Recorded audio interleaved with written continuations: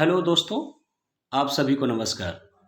जैसा कि मैंने आरटीई 2009 पिछली वीडियो में पढ़ाया था और उसमें वीडियो के अंत में मैंने बताया था कि आरटीई एक्ट 2009 की धाराएं मैं अगली वीडियो में पढ़ाऊंगा।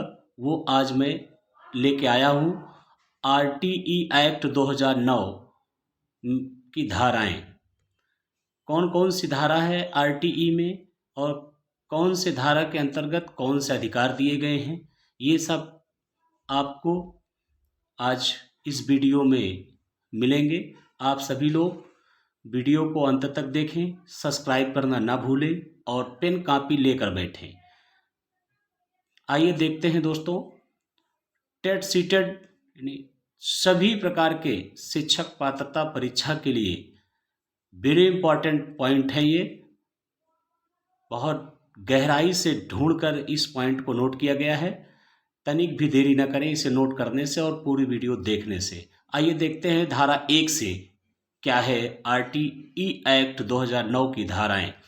धारा पहली यानी धारा 1 के अंतर्गत क्या है वो मैं आपको बता रहा हूं। अधिनियम लागू होने की तारीख तथा विस्तार क्षेत्र तथा संक्षिप्त नाम, मतलब कब लागू हुई और किस महीने में किस सन में, वो धारा 1 के अंतर्गत वर्णित है। धारा 2 के अंतर्गत प्रमुख शब्दों की व्याख्या बालक 6 से 14 वर्ष प्रारंभिक शिक्षा कक्षा 1 से 8 तक समुचित सरकार, केंद्र सरकार, राज्य सरकार और संघ शासित प्रदेश की सरकारों के द्वारा, ये धारा 2 में वर्णित है किसके कौन से कर्तव्य हैं। धारा 3 के अंतर्गत 6 वर्ष से 14 वर्ष के बालक बालिकाओं की उपलब्ध। धारा 4 के अंतर्गत उम्र के अनुसार प्रवेश दिया जाए कक्षा में, यानी कि जो बालक उम्र के अकॉर्डिंग जिस कक्षा में जाने लायक है उसी कक्षा में उसे प्रवेश दिया जाए। ये आरटीई एक्ट 2009 की धाराओं में वर्णित है। धारा 5 स्थानांतरण प्रमाण पत्र टीसी न होने पर भी प्रवेश दिया जाए, यानी किसी छात्र के पास अगर पूर्व में टीसी किसी विद्यालय से या कहीं से नहीं मिली है, वो गृह शिक्षा अगर लिया है तो उसे बिना टीसी के उसे प्रवेश दिया जाना धारा 5 के अंतर्गत दिया गया है।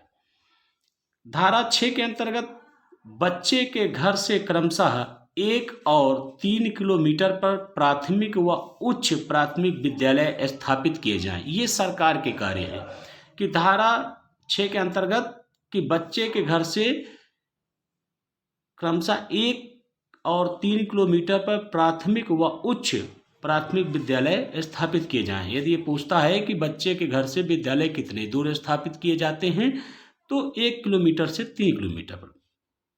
धारा 7 केंद्र व राज्य सरकार को व्यय का अनुपात शुरू में 65 से 35, यानी राज्य सरकार 65 और केंद्र सरकार 35 व्यय करती थी, लेकिन अब वर्तमान में राज्य सरकार 60% और वो केंद्र सरकार 40%। ये धारा 7 के अंतर्गत। धारा 8 समुचित सरकार के कर्तव्य, यानी राज्य केंद्र संघ कोई भी सरकार हो, वो जिस राज्य में केंद्र शासित सरकार है या राज्य सरकार है या संघ की सरकार है, वो अपने समुचित कर्तव्य एजुकेशन के लिए निभाए। 8 तक फेल नहीं किए जाएंगे, ये धारा 8 के अंतर्गत दिया गया। धारा 9 स्थानीय अधिकारी के कर्तव्य, जो जिले में अधिकारी होते हैं शिक्षा विभाग के, वो उनके कर्तव्य धारा 9 के अंतर्गत है। धारा 10 माता पिता के कर्तव्य, माता पिता के क्या कर्तव्य हैं बालक के प्रति, बालिका के प्रति, शिक्षा के प्रति, वो धारा 10 में वर्णित है। धारा 11 में विद्यालय पूर्व शिक्षा देने का प्रावधान, जैसे गृह शिक्षा वगैरह है, इस तरह की तमाम चीजें आती हैं। धारा 12 के अंतर्गत निजी विद्यालय की 25% सीट में SC ST OBC तथा दिव्यांग बच्चों के लिए आरक्षित हो, मतलब ये नियम शर्त में मान्यता के समय विद्यालय के द्वारा ये शर्तें स्वीकार की जाती हैं। धारा 13, कोई प्रवेश शुल्क नहीं, यदि विद्यालय पकड़ा गया तो राशि का 10 गुना जुर्माना होगा। यानी कोई भी विद्यालय प्रवेश शुल्क लेता है, सरकारी विद्यालय का यदि कोई भी 1 से 8 तक अध्यापक राशि लेता है तो उसे 10 गुना जुर्माना के साथ वापस करना पड़ेगा। इसी 13 के अंतर्गत दूसरे पॉइंट में देखिए, कोई प्रवेश परीक्षा नहीं, ना शुल्क, पहली बार पकड़े जाने पर 25,000 और दोबारा पकड़े जाने पर 50,000 जुर्माना दे होगा अध्यापक को। जो प्रिंसिपल होंगे, टीचर होंगे, अगर वो ऐसा कार्य करते हैं तो उनको ये जुर्माना भरना पड़ेगा। धारा 14 के अंतर्गत यदि क्वेश्चन पूछता है कि बालक की आयु प्रमाण पत्र के बारे में, तो आयु प्रमाण पत्र के बगैर भी प्रवेश दिया जाए। ये आरटीई एक्ट 2009 धाराओं के अंतर्गत धारा 14 के अंतर्गत आता है। धारा 15 के अंतर्गत निर्धारित अवधि के बाद भी प्रवेश, यानी वो एक निर्धारित समय सीमा 30 सितंबर के बाद भी पूरे वर्ष में किसी भी समय वो एडमिशन करा सकता है बच्चा। धारा 16, अवरोधन एवं निष्कासन पर रोक।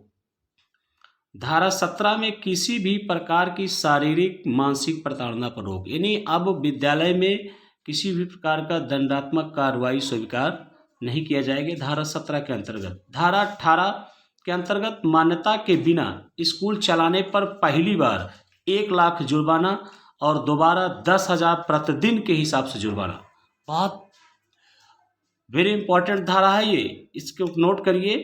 धारा 18, मान्यता के बिना स्कूल चलाने पर पहली बार पकड़े जाने पर 1 लाख विद्यालय के ऊपर जुर्माना होगा, यदि दोबारा पकड़ा जाता है तो 10,000 प्रतिदिन जुर्माना दे होगा। धारा 19 के अंतर्गत विद्यालय के माप एवं मानदंड अनुसूची में वर्णित हो। दोस्तों नोट करना ना भूलें।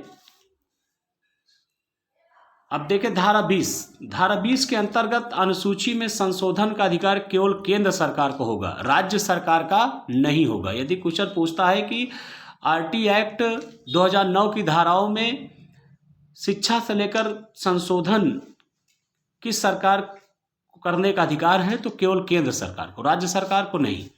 धारा 21 एसएमसी और धारा 22 एसएमसी के कार्य।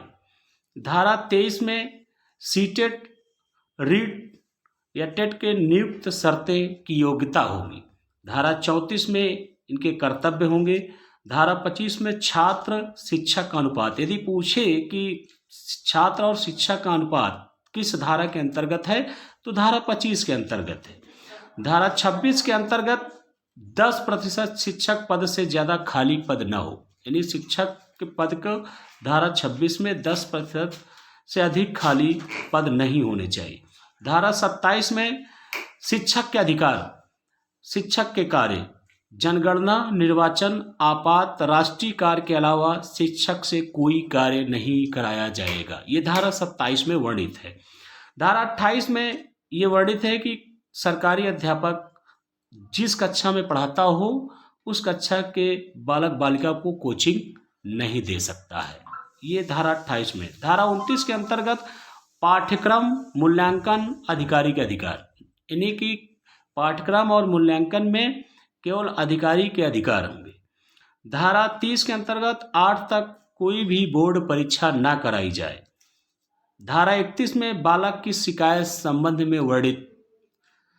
धारा 32 में शिकायत का विवरण दिया जाए। धारा 33 में केंद्र और राष्ट्रीय सलाहकार परिषद की मानी जाए। धारा 34 में राज्य सरकार सलाहकार की परिषद वर्णित है। धारा 35 में केंद्र राज्य द्वारा मार्गदर्शन जारी किया जाएगा, उसी को स्वीकार करेंगे अध्यापक व छात्र। धारा 36 के अंतर्गत जुर्माना लगाने से पहले अधिकारी की अनुमति लेना अनिवार्य है, यानी कि कोई भी अध्यापक, अध्यापिका व प्रधानाध्यापक अपने इच्छा से किसी भी बालक पर जुर्माना नहीं लगा सकता जब तक कि अधिकारी की अनुमति और जांच न हो जाए। धारा 37 में एमएमसी सरकार के खिलाफ वाद दायर करना, यानी कोई दिक्कत है तो आपको सरकार के खिलाफ, तो आप धारा एसएमसी के द्वारा ही सरकार के खिलाफ दायर कर सकते हैं। धारा 38 समय समय पर नियम बदल सकते हैं, ये सरकार द्वारा किए जा सकते हैं। जय हिंद दोस्तों, नमस्कार।